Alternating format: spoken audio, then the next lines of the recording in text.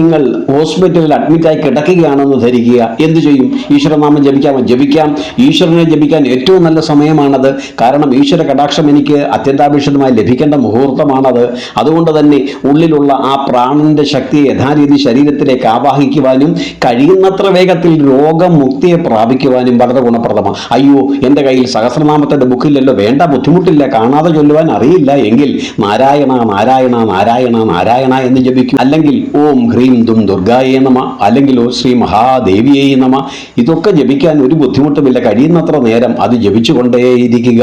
ഇനിയും ഒരു മരണ വീട്ടിലാണെങ്കിലോ യാതൊന്നും മടിക്കേണ്ടതില്ല. തീർച്ചയായും നിങ്ങൾക്കറിയാവുന്ന നാമങ്ങൾ ഒരു മടിയും കൂടാതെ ജപിക്കുക തന്നെ വേണം. അല്ലാതെ മരണം നടന്ന വീടാണ്, ഇവിടെ അശുദ്ധി ഉണ്ടല്ലോ, ഈശ്വരൻ ഇവിടേക്ക് എത്തുമോ, ഈശ്വരനാമം ഞാൻ ഇവിടുന്ന് ജപിച്ചാൽ ഭഗവാൻ എന്നോട് അപ്രിയമുണ്ടാകുമോ, എന്നോട് കോപിക്കുമോ, എന്നോട് ശപിക്കുമോ എന്നൊക്കെ തോന്നുന്നത് നമ്മുടെ മനസ്സിൻ്റെ അജ്ഞതയുടെ പരിണിത ഫലമാണ്.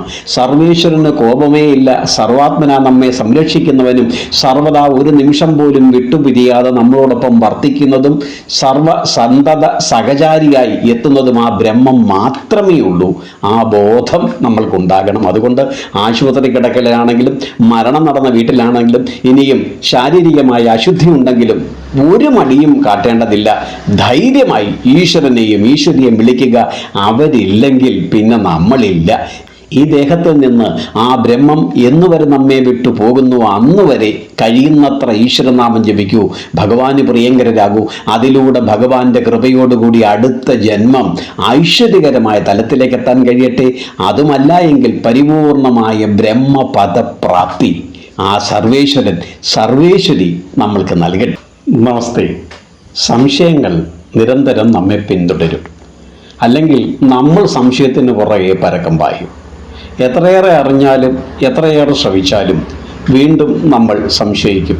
ഇനിയും ഒരു സംശയം നമ്മുടെ അരികിലേക്ക് എത്തുമ്പോൾ ഇതിനുള്ള പരിഹാരം എൻ്റെ മനസ്സിൽ തന്നെ ഉണ്ടോ, ഞാൻ ആലോചിച്ചാൽ ഇതിന് പരിഹാരം കണ്ടെത്താൻ കഴിയുമോ എന്ന് പോലും ചിന്തിക്കുവാൻ നമ്മൾ മെനക്കെടാറില്ല. ഉടനെ അതിനുള്ള മാർഗം അന്വേഷിക്കുകയായി മറ്റുള്ളവരുടെ അഭിപ്രായം തേടുകയായി. അത്തരത്തിലുള്ള ഒരഭിപ്രായമാണ് ഇന്നത്തെ നമ്മുടെ ചിന്താവിഷയം. ശാരീരികമായ അവശതയോ അശുദ്ധിയോ ഉള്ളപ്പോൾ ഈശ്വരഭജനം നിഷിദ്ധമാണോ, പാപമല്ലേ എന്നാണ് സംശയം. എവിടെയാണ് ഈ പാപം പറഞ്ഞിരിക്കുന്നത്, ഏത് കൃതിയിലാണ് ഇത് സൂചിപ്പിച്ചിരിക്കുന്നത് എന്നുകൂടി ഒന്ന് പറഞ്ഞിരുന്നെങ്കിൽ നമ്മൾക്കത് പഠന വിഷയമാക്കാമായിരുന്നു. കാരണം നമ്മൾ എത്രയേറെ അറിഞ്ഞാലും അറിയാത്തതായി ശതകോടി മടങ്ങ് ഈ ഭൂമിയിൽ അവശേഷിക്കും, എത്രയേറെ വയസ്സ് വരെ ജീവിച്ചാലും. അതുകൊണ്ടാണ് മരണം വരെ നമ്മളേവരും വിദ്യാർത്ഥികളാണ് എന്ന് പറയുന്നത്.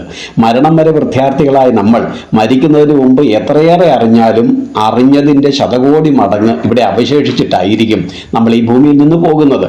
അതുകൊണ്ട് നമ്മുടെ അറിവിലേക്ക് എത്താത്ത ഒരുപാട് അസംഖ്യങ്ങളായ വിഷയങ്ങൾ ഈ ഭൂമിയിൽ നിലവിലുണ്ടാകും, യാതൊരു സംശയമില്ല. അത് എത്രയേറെ ജന്മം ജനിച്ചാലും.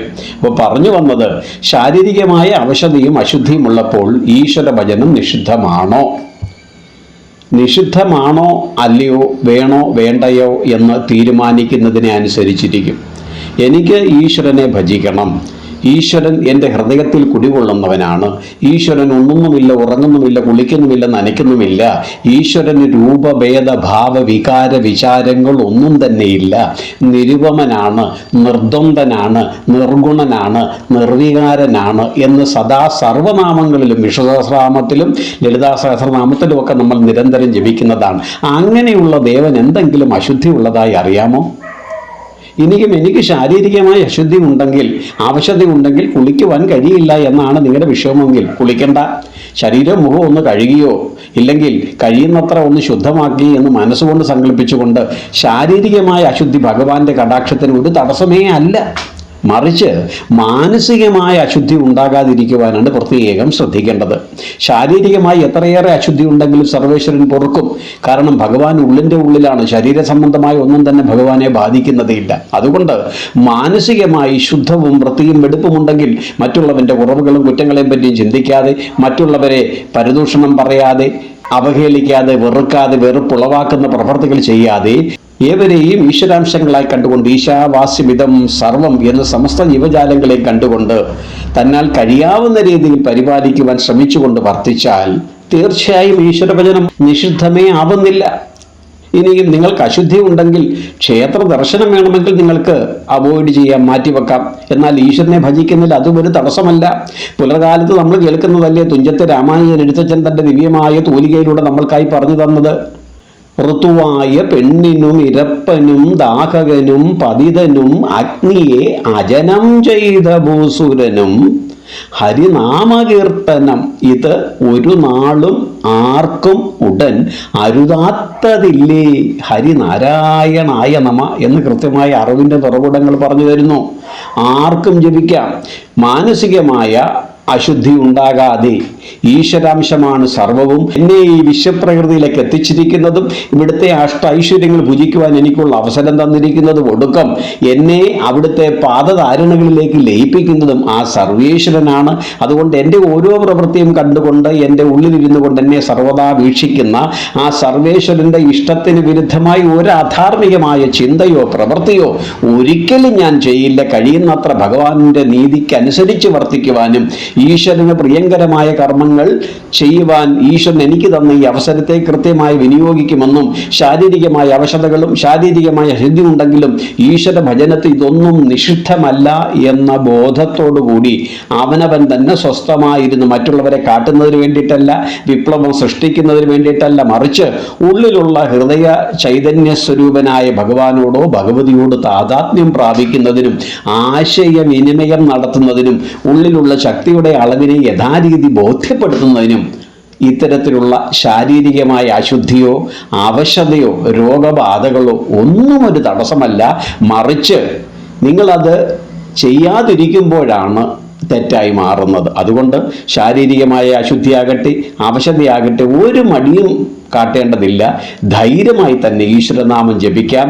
കുളിക്കുവാൻ കഴിഞ്ഞില്ല എന്നതുകൊണ്ട് ബുദ്ധിമുട്ടേണ്ടതില്ല. ഒരു തുള്ളി ജലമെടുത്ത് ഗാദേവിയെ മനസ്സിൽ സ്മരിച്ചുകൊണ്ട് സർവേശ്വരനായ വിശ്വനാഥനെ ദക്ഷിണാമൂർത്തി ഭാവത്തിൽ കണ്ടുകൊണ്ട് അറിഞ്ഞോ അറിയാതെ വെച്ച് എന്നിലേക്ക് എത്തിയിട്ടുള്ള സർവ്വ അശുദ്ധികളും മാറണമേ ഭഗവാനെ.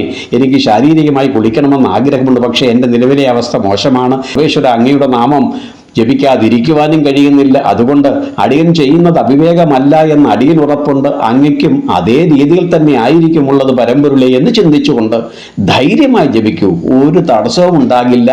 അതിനോടൊപ്പം തന്നെ ഈശ്വര കടാക്ഷത്തിൻ്റെ ഭാഗമായി മാറുവാനും ഈശ്വരനോടൊപ്പം ചരിക്കുവാനും നമ്മൾക്കും കഴിയും.